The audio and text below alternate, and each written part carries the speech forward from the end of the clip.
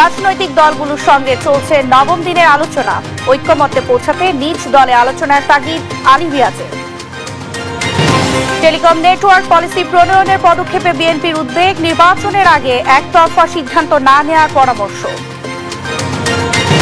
আশুরা ঘিরে হোসেনি দালানে শোকের আবহ, নিরাপত্তা শঙ্কা নেই বলছে ডিএমপি। তাজিয়া মিছিলে নিষিদ্ধ ছুরি তরবারি। জুলাই আগস্ট গণ অভ্যুত্থানে চাঁখারপুলের 6 জনকে গুলি করে হত্যা মামলায় অভিযোগ গঠনের শুনানি শেষ, আদেশ 14 জুলাই। কুমিল্লার মুরাদনগরে একই পরিবারের 3 জনকে পিটিয়ে হত্যার অভিযোগ, মরদেহ উদ্ধার করেছে পুলিশ, মাদক সংশ্লিষ্টতার আশঙ্কা। গাজা ইসরায়েলি হামলায় লাশের মিছিল, 48 ঘণ্টায় নিহত 300, মার্কিন যুদ্ধবিরতির প্রস্তাব পর্যালোচনা করছে হামাস। এবং চড়াই উৎরাই পেরিয়ে দুর্বার গতিতে এগিয়েছে বাংলাদেশের নারী ফুটবল, সামনে বড় কিছু করার স্বপ্ন দেখাচ্ছে মেয়েরা।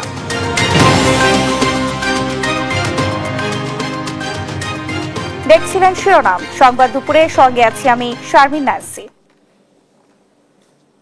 এবারে থাকছে বিস্তারিত।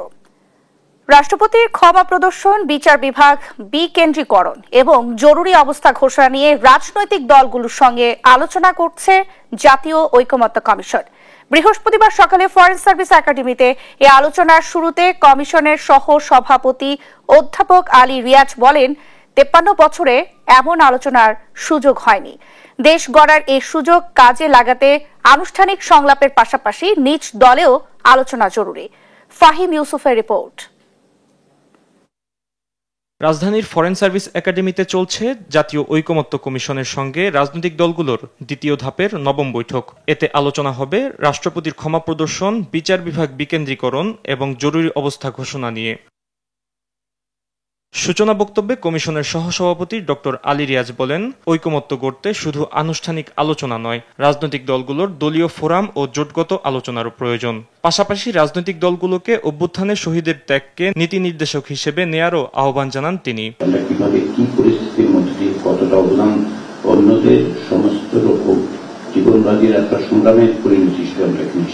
সেটা আমাদের সবসময় মনে রাখতে হবে এবং সেটাই যেন আমাদের গাইডিং প্রিন্সিপাল হয়, সেটাই যেন আমাদের দিক নির্দেশক হয় যে অনেক প্রাণের বিনিময়ে, অনেক অত্যাচার নিপীড়নের মোকাবেলা করে এবং একটা সম্ভাবনার জায়গায়, সুযোগের জায়গায়, যে সুযোগ অতীতে আসেনি সেখানে আমরা এসেছি, এই সুযোগ খেলায় হারানো যাবে না। এই সুযোগে আমাদের যতটুকু সম্ভব আমাদের সকলকে, প্রত্যেককে ব্যক্তি হিসেবে, দল হিসেবে, নাগরিক হিসেবে সে ভূমিকা রাখতে হবে। রাষ্ট্রপতির ক্ষমা প্রদর্শন যে আইনের মাধ্যমে নিয়ন্ত্রণের প্রস্তাব করা হয়েছে তাতে একমত বিএনপি বলে জানান দলটির স্থায়ী কমিটির সদস্য সালাউদ্দিন আহমদ। বিচার বিভাগের স্বাধীনতার জন্য বিকেন্দ্রীকরণ প্রয়োজন বলে মনে করেন জামায়াতের নায়েবে আমির। এছাড়া এ প্রস্তাবে নিজেদের অবস্থান জানান এনসিপি সহ অন্যান্য দল। আলোচনা ইতিবাচকভাবে অগ্রসর হলে জুলাই মাসের মধ্যেই জুলাই সনদ ঘোষণা সম্ভব বলে আশা কমিশনের। ফাহিম ইউসুফ, দেশ টিভি, ঢাকা।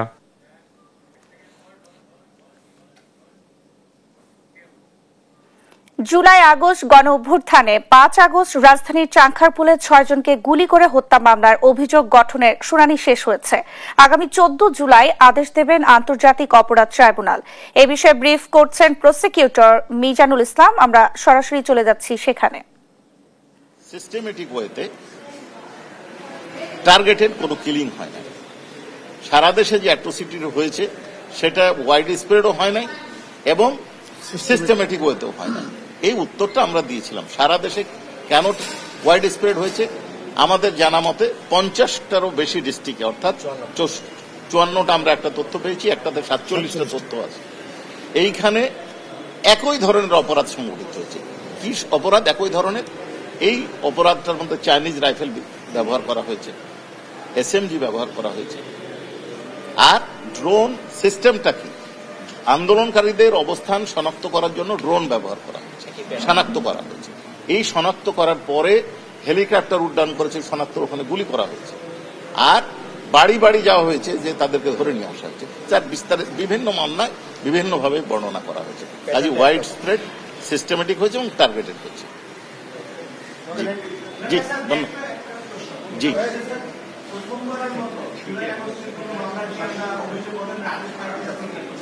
জি আরেকবার বলেন।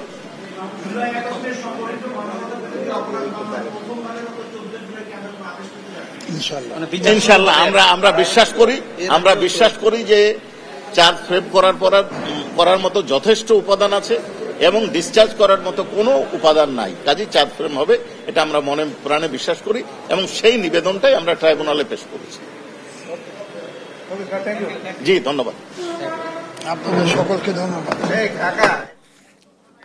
দর্শক, আন্তর্জাতিক অপরাধ ট্রাইব্যুনাল থেকে প্রসিকিউটর মিজানুল ইসলাম ব্রিফ করছিলেন। লাইসেন্সিং পদ্ধতি সহজ করা এবং প্রযুক্তির অগ্রগতি ও জনগণকে ডিজিটালে অন্তর্ভুক্ত করতে টেলিকম খাতে নতুন খসড়া যে নীতিমালা প্রণয়ন করা হয়েছে তা নিয়ে উদ্বেগ জানিয়েছে বিএনপি। বৃহস্পতিবার সকালে গুলশান কার্যালয়ে সংবাদ সম্মেলন করে এ উদ্বেগ জানান বিএনপি মহাসচিব মির্জা ফখরুল ইসলাম আলমগীর। বলেন, জাতীয় নির্বাচনের আগে একতরফাভাবে সরকারের পলিসি প্রণয়ন করা সমীচীন হবে না বলে মনে করে বিএনপি।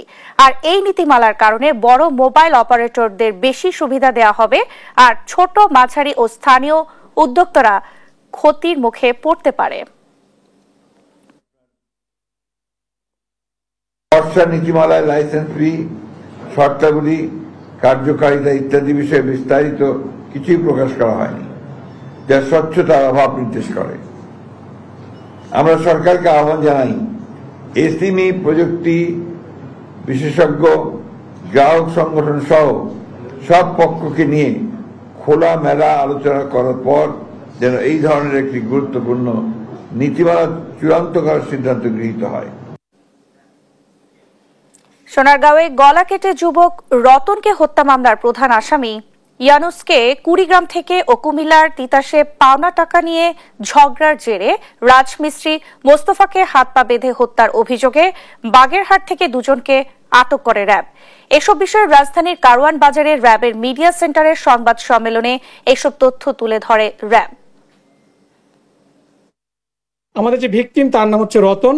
তিনি রূপগঞ্জ এলাকার একজন বাসিন্দা, বাট তিনি তার পরিবার নিয়ে ভাড়া থাকতেন সোনারগাঁতে। এই ইউনিসের একজন প্রতিনিধি গিয়ে রাতের বেলা, মধ্যরাতে এই রতনকে খবর দিয়ে নিয়ে আসে, একটা অজ্ঞাত জায়গায় নিয়ে যায় এবং সেখানে তাকে বিভিন্নভাবে টর্চার করে তাকে হত্যা করা হয়।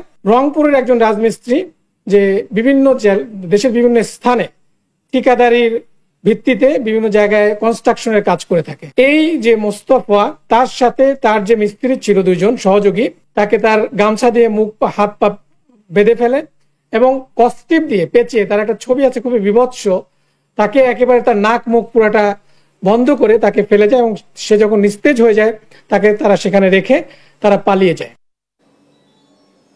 আগামী রোববার পবিত্র আশুরা। এরই মধ্যে পুরান ঢাকার হোসেনি দালান ইমামবাড়ায় বিরাজ করছে শোকের আবহ। ইবাদত বন্দেগীতে সময় কাটাচ্ছেন শিয়া সম্প্রদায়। চলছে তাজিয়া মিছিলের প্রস্তুতিও। বৃহস্পতিবার সকালে ইমামবাড়া পরিদর্শন করেন ডিএমপির ভারপ্রাপ্ত কমিশনার সরওয়ার হোসেন। জানান, হোসেনি দালান এবং তাজিয়া মিছিলের নিরাপত্তা নিশ্চিতে সার্বিক ব্যবস্থা নেওয়া হয়েছে। মিছিলে মাতমের জন্য চাকু, দেশীয় অস্ত্র কিংবা দাহ্য পদার্থ বহন নিষিদ্ধ থাকবে। এ বিষয়ে আরো জানাচ্ছেন তন্দ্রা তারুণ্য। পবিত্র মহরমের শুরু থেকে শোকের আবহ পুরান ঢাকার হোসেনি দালান ইমামবাড়ায়। ইবাদত বান্দেগী আর নানা রীতি পালন করছে শিয়া সম্প্রদায়। চলছে তাজিয়া মিছিলের প্রস্তুতিও। বৃহস্পতিবার সকালে পুরান ঢাকার হোসেনি দালান ইমামবাড়া পরিদর্শন করেন ডিএমপির ভারপ্রাপ্ত কমিশনার সরওয়ার হোসেন। ঊর্ধ্বতন কর্মকর্তাদের সঙ্গে নিয়ে পুরো প্রাঙ্গণ ঘুরে দেখেন তিনি। শিয়া নেতাদের সঙ্গেও কথা বলেন তারা। তাজিয়া মিছিল ও ইমামবাড়ার সার্বিক নিরাপত্তা নিয়ে কথা বলেন তারা। পরে সরওয়ার হোসেন সাংবাদিকদের জানান, তাজিয়া মিছিল ঘিরে কোনো নিরাপত্তা ঝুঁকি নেই। নেওয়া হয়েছে কয়েক স্তরের নিরাপত্তা ব্যবস্থা। থাকবে সাদা পোশাকের পুলিশও। পয়লা মহরম বা 27শে জুন হইতে অনুষ্ঠিত শোক মিছিল সমূহে ঢাকা মেট্রোপলিটন পুলিশ যথাযথভাবে নিরাপত্তা ব্যবস্থা দিচ্ছে। এই সকল রাস্তায় তাজিয়া বা শোক মিছিল অনুষ্ঠিত হবে, সে সকল রাস্তায় পর্যাপ্ত সংখ্যক পুলিশি ফোর্স মোতায়েন থাকবে। বলেন, মিছিলকে কেন্দ্র করে পটকা ও আতশবাজি ফোটানো যাবে না। মিছিলে চাকু, দেশীয় অস্ত্র কিংবা দাহ্য পদার্থ বহন নিষিদ্ধ করা হয়েছে। তাজিয়া মিছিলে অংশগ্রহণকারীরা যেন কোনো প্রকার ধাতব পদার্থ, দাহ্য পদার্থ, ছুরি, চাকু, তরবারি, লাঠি, বল্লম বা ব্যাগ বা বিভিন্ন সুটকেস ছাতা বা সন্দেহজনক প্যাকেট নিয়ে অনুষ্ঠানস্থলে বা মিছিলে না আসে। মিছিলের দিন পুরান ঢাকা থেকে ধানমন্ডি পর্যন্ত সড়কে যানবাহন চলাচল নিয়ন্ত্রণ করা হবে বলেও জানান এই কর্মকর্তা। মূলত এইভাবে এই কারবালায় কয়েকটা মিছিল যাবে বড় বড়, এইসব এলাকায় যানজট নিয়ন্ত্রণ করা হবে বা যানবাহন নিয়ন্ত্রণ করা হবে। তন্ডা তারণ্য, দেশ টিভি, ঢাকা। দেখছেন সংবাদ দুপুর। কুমিল্লার মুরাদনগরে মাদক ব্যবসার অভিযোগে একই পরিবারের 3 জনকে পিটিয়ে ও কুপিয়ে হত্যা করা হয়েছে। বৃহস্পতিবার সকাল 9টার দিকে উপজেলার করইবাড়ি গ্রামে এই ঘটনা ঘটে। নিহতরা হলেন রুবি বেগম, তার ছেলে রাসেল ও মেয়ে ঝোনাকি আক্তার। গুরুতর আহত অবস্থায় রাসেলের স্ত্রী রুমাকে হাসপাতালে ভর্তি করা হয়েছে। স্থানীয়রা জানান রুবি বেগমের বিরুদ্ধে 82টি মাদক মামলা রয়েছে।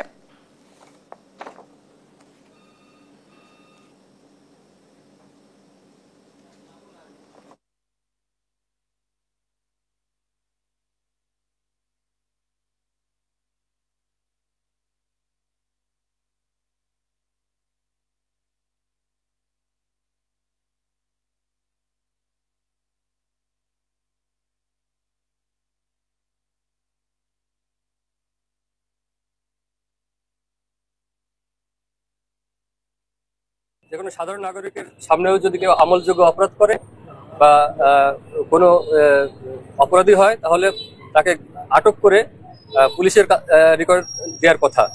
বাট এই আইন নিজের হাতে তুলে নিয়ে আইনকে নিজের মতো করে ব্যবহার করে যারা এই হত্যাকাণ্ড ঘটিয়েছে, আমরা তাদের বিরুদ্ধে আইনানুগ ব্যবস্থা গ্রহণ করব। বুধবার রাত রাজধানীর বাংলা মোটরে এনসিপির কেন্দ্রীয় কার্যালয়ের সামনে দলটির জুলাই পদযাত্রার গাড়িতে ককটেল বিস্ফোরণ ঘটে। এতে একজন আহত ও গাড়ির একটি অংশ ক্ষতিগ্রস্ত হয়। পরে প্রতিবাদে বিক্ষোভ মিছিল করে ঢাকা মহানগর এনসিপি। নিন্দা জানিয়ে অতি দ্রুত দোষীদের বিচারের দাবি জানান তারা। এইচ হিমেলের রিপোর্ট। রাজধানীর বাংলা মোটর জাতীয় নাগরিক পার্টির কেন্দ্রীয় কার্যালয়ের সামনে বুধবার রাত 10টার পর জুলাই বর্ষপূর্তি প্রদর্শনী পদযাত্রার গাড়িতে ককটেল বিস্ফোরণের ঘটনা ঘটে। এতে একজন আহত ও পদযাত্রার গাড়িটির এক অংশ ভেঙে যায়। এই ঘটনার প্রতিবাদে রাত 12:30টায় কেন্দ্রীয় কার্যালয়ের সামনে থেকে শাহবাগ অভিমুখে একটি বিক্ষোভ মিছিল করে কেন্দ্রীয় নেতাকর্মীরা। বর্তমান প্রশাসনে ষড়যন্ত্রকারী রয়েছে বলে মন্তব্য করে এনসিপি নেতাকর্মীরা ককটেল বিস্ফোরণের সঙ্গে জড়িতদের চিহ্নিত করে বিচারের দাবি জানান। একটি শ্রেণীগোষ্ঠী খুবই সুপরিকল্পিতভাবে এই তারুণ্য শক্তিকে তাদের মনোবল ভেঙে দিতে এই অপকৌশলের অংশ হিসেবে ককটেল বিস্ফোরণ ঘটাচ্ছে, ককটেল সদৃশ বোমা বিস্ফোরণ ঘটাচ্ছে। এই নিয়ে তৃতীয়বার কেন্দ্রীয় কার্যালয়ের সামনে ককটেল বিস্ফোরণ হয়েছে। আমরা এর তীব্র নিন্দা জানাই। আমরা সরকারকে বলতে চাই, আপনারা এই অভ্যুত্থানের সরকার, এই অভ্যুত্থানের সরকারের অভ্যুত্থানের শহীদ পরিবার, আহত যোদ্ধা এবং অভ্যুত্থানের নেতৃত্ব দানকারী অংশগ্রহণ করা প্রত্যেকটি যোদ্ধাকে নিরাপত্তা দেওয়া আপনাদের প্রথম কর্তব্য। গুরুত্বপূর্ণ গোয়েন্দা সংস্থা তারা এখনো তথ্য বের করতে পারছে না, কারা এখানে ককটেল মারছে, কারা হামলা করছে, এগুলা তাদেরকে গ্রেফতারের কোনো কার্যকরী উদ্যোগ আমরা দেখতে পাই না। এর আগে 23 জুন এনসিপি নেতাকর্মীদের লক্ষ্য করে কেন্দ্রীয় কার্যালয়ের সামনে ককটেল নিক্ষেপ করার ঘটনা ঘটে। এইচ হিমেল, দেশ টিভি, ঢাকা। যারা সংস্কার পিছিয়ে দিতে চায় তারাই এনসিপির উপরে হামলা চালিয়েছে বলে অভিযোগ করেছে এনসিপির আহ্বায়ক নাহিদ ইসলাম। বলেন, অনলাইনে আওয়ামী সন্ত্রাসীদের আস্ফালন বেড়েছে, তারা এখনো ঘাপটি মেরে দেশে অবস্থান করছে। বৃহস্পতিবার জুলাই পদযাত্রার 3য় দিন নীলফামারী জেলার সৈয়দপুরে শহীদ সাজ্জাদের কবর জিয়ারত শেষে এসব কথা বলেন তিনি। অভ্যুত্থানের যোদ্ধাদের নিরাপত্তা নিশ্চিত করতে না পারলে সাধারণ মানুষের নিরাপত্তা নিয়েও প্রশ্ন তোলেন নাহিদ। তার দক্ষিণাঞ্চলের মুখ্য সংগঠক হাসনাত আব্দুল্লাহ বলেন, দেশে ফ্যাসিস্ট উৎপাদনের যত রকম পন্থা আছে তা সব বন্ধ করতে হবে। আর দেশের যেই সংবিধানের কথা বলা হয় তা আওয়ামী বিধান।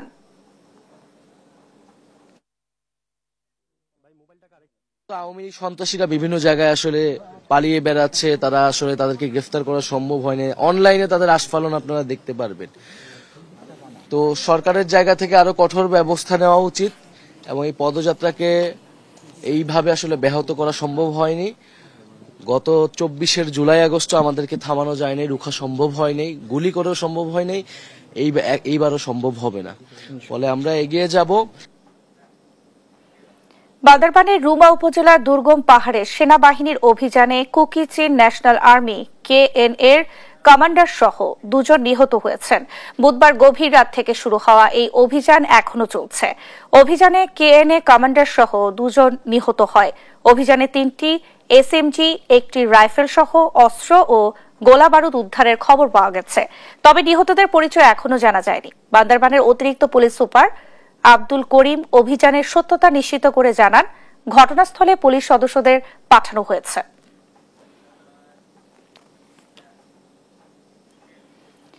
ভবন নির্মাণের 7 বছরেও চালু হয়নি ঢাকা মাওয়া এক্সপ্রেসওয়ের পাশে মুন্সিগঞ্জ 16 ঘর ট্রমা সেন্টারের কার্যক্রম।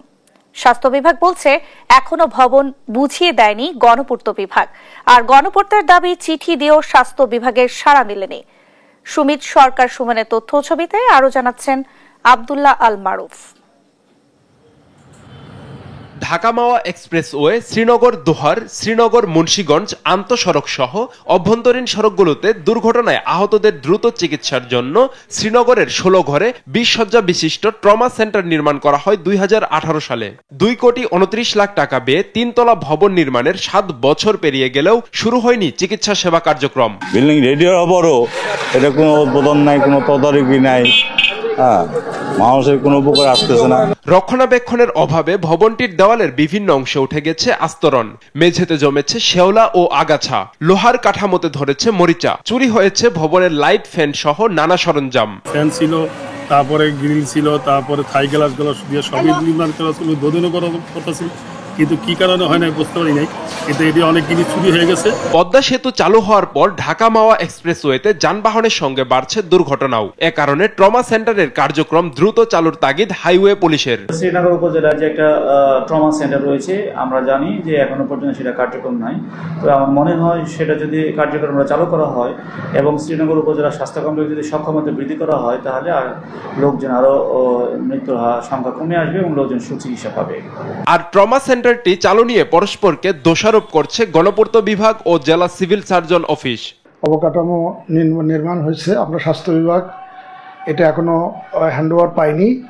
এটার কিছু কাজ বাকি আছে, সেই বাকি কাজের জন্য গণপূর্ত বিভাগ কাজ করছে। বারবার চিঠি লেখার পরেও হাসপাতাল কর্তৃপক্ষ এটা আমাদের কাছ থেকে হ্যান্ডওভার নিয়ে নেয়। পরবর্তীতে এটা কি হয়েছে, ইনসিকিউরড অবস্থায় থাকে। এখন যেটা দেখা গেছে যে ওখানে অনেক জিনিসপত্র চুরি হয়ে গেছে। দোষারোপ পরিহার করে ট্রমা সেন্টারটিতে দ্রুত সেবা কার্যক্রম চালুর দাবি জানিয়েছেন স্থানীয়রা। আব্দুল্লাহ আল মারুফ, নিউজ ডেস্ক, দেশ টিভি। আদালতে তোলা হচ্ছে মানিকগঞ্জ 1 আসনের সাবেক এমপি নাইমুর রহমান দুর্জয়কে। এই মুহূর্তে মানিকগঞ্জ চিফ জুডিশিয়াল ম্যাজিস্ট্রেটের আদালত প্রাঙ্গণে আছেন সহকর্মী আব্দুল আলিম। আমরা সরাসরি চলে যাব সেখানে। আলিম, সাবেক এমপি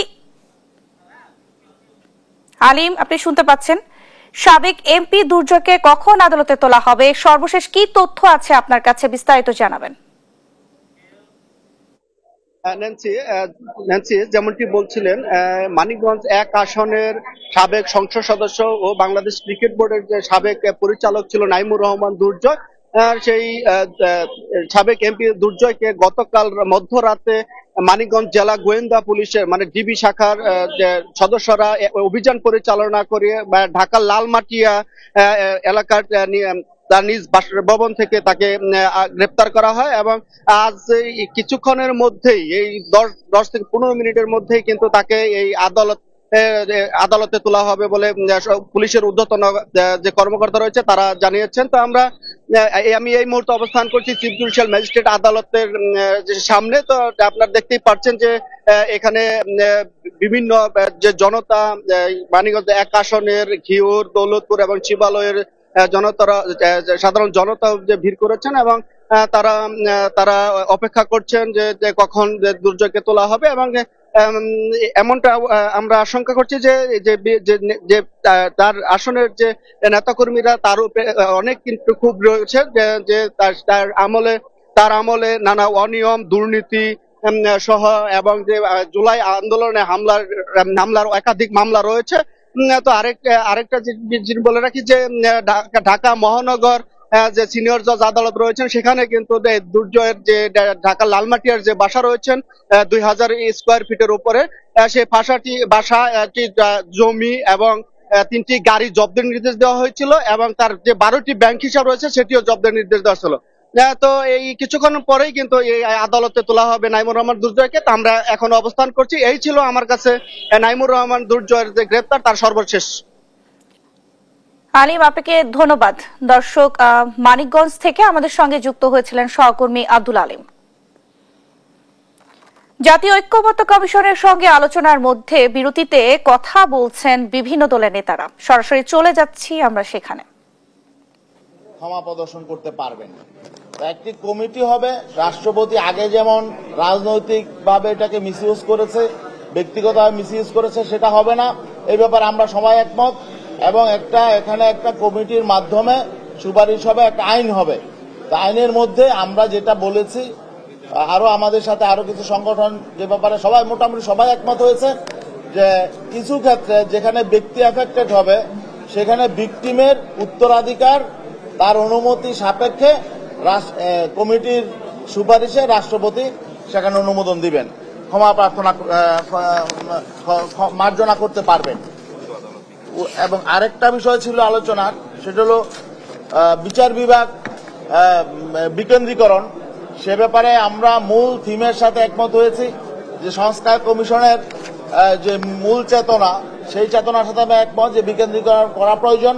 বিশেষ করে হাইকোর্টের কেউ বলেছে সার্কিট বেঞ্চ, কিন্তু আমরা বলেছি যে না, হাইকোর্টের মূল বেঞ্চই বিভাগীয় পর্যায়ে সম্প্রসারণ করা দরকার। তবে সেটা একসাথে নয়, ক্রমান্বয়ে সেটা হাইকোর্টের বিভিন্ন বেঞ্চ ঢাকার বাইরে বিভাগীয় শহরগুলোতে ভৌগোলিকভাবে বিভাগের যেখানে বেঞ্চ গঠন করলে জনগণের সুবিধা বেশি হয়, মানুষ বেশি উপকৃত হয়। দর্শক, জাতীয় ঐক্যমত্য কমিশনের সঙ্গে আলোচনার মধ্যে বিরতিতে কথা বলছিলেন বিভিন্ন দলের নেতারা। আমরা সরাসরি সেখানেই যুক্ত ছিলাম।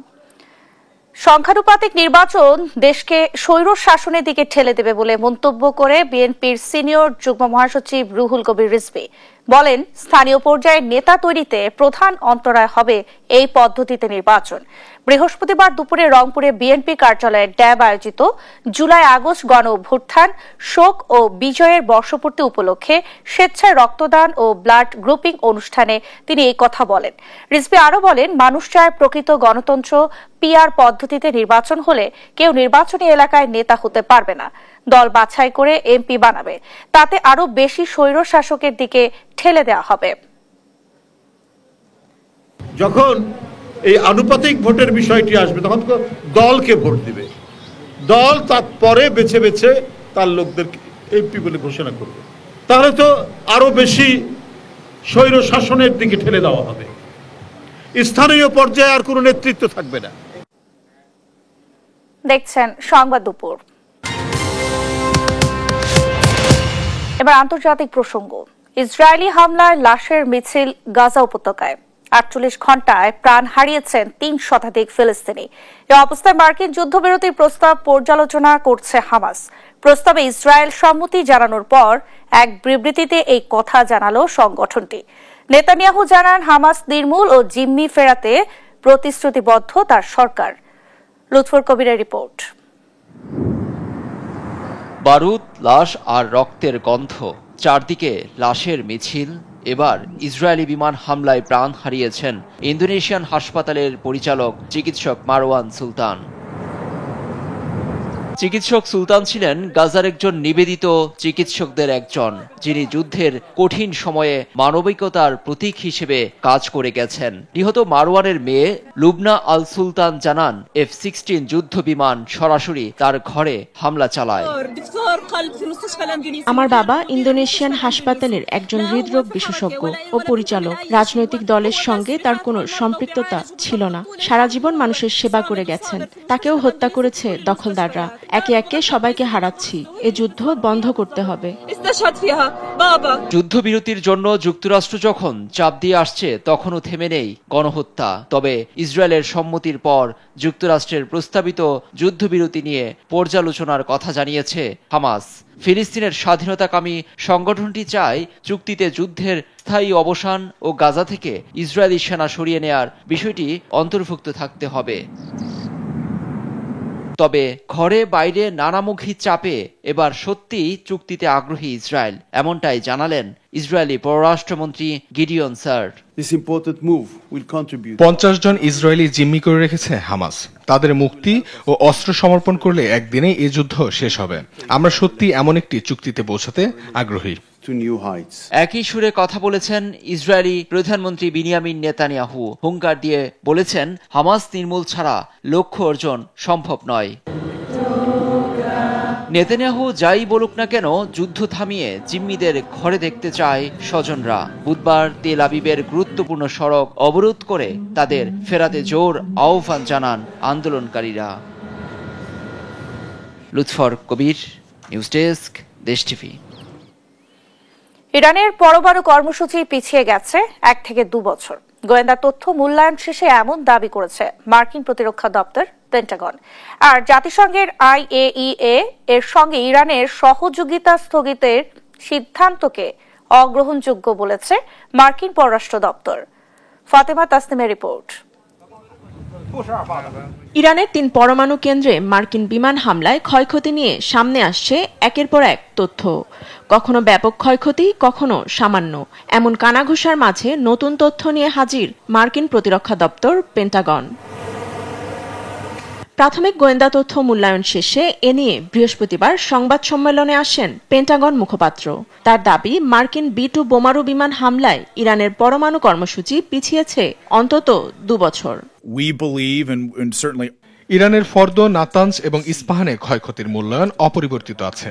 গোয়েন্দা তথ্য বলছে কেন্দ্রগুলো একেবারেই ধ্বংস হয়ে গেছে। আমরা ইরানের পরমাণু কর্মসূচি 1 থেকে 2 বছর পিছিয়ে দিয়েছি, এমনকি গোয়েন্দা তথ্য একই সিদ্ধান্তে বিশ্বাসী।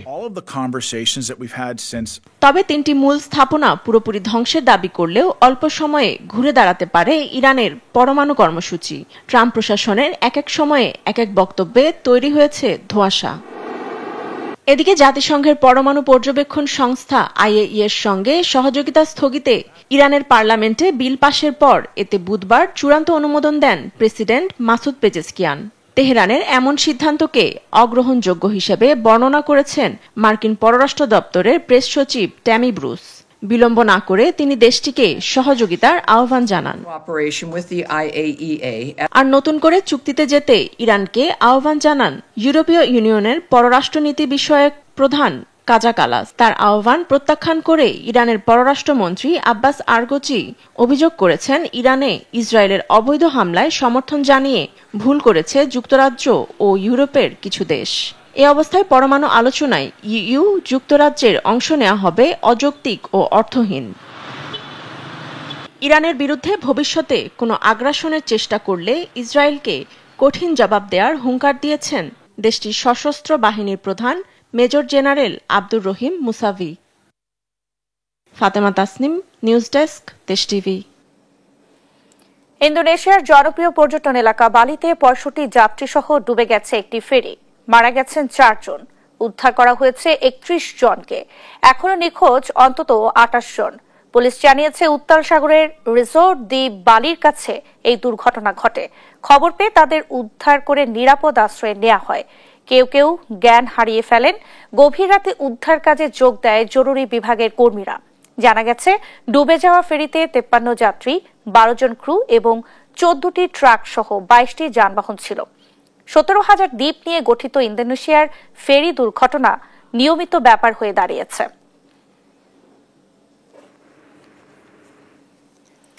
মৌসুমী বৃষ্টি, আকস্মিক বন্যা এবং ভূমিধসে বিপর্যস্ত ভারতের হিমাচল প্রদেশ। চলতি বর্ষায় রাজ্যে 51 জন নিহত এবং আরও 22 জন নিখোঁজ রয়েছে। গেল 20 জুন থেকে 1 জুলাই পর্যন্ত এই ঘটনা ঘটেছে। রাজ্যের 12 জেলার বিভিন্ন জায়গায় প্রাণহানি, ঘরবাড়ি ধস, গবাদি পশুর মৃত্যু এবং সরকারি অবকাঠামোর ব্যাপক ক্ষতি হয়েছে। আকস্মিক বন্যা, ভূমিধস, বজ্রপাত ও সড়ক দুর্ঘটনায় প্রাণ হারান 51 জন। সবচেয়ে বেশি ক্ষতিগ্রস্ত মান্ডি জেলা। এখনো চলছে উদ্ধার কাজ। চলতি বর্ষায় আরো ভারী বৃষ্টিপাতের আশঙ্কা রয়েছে।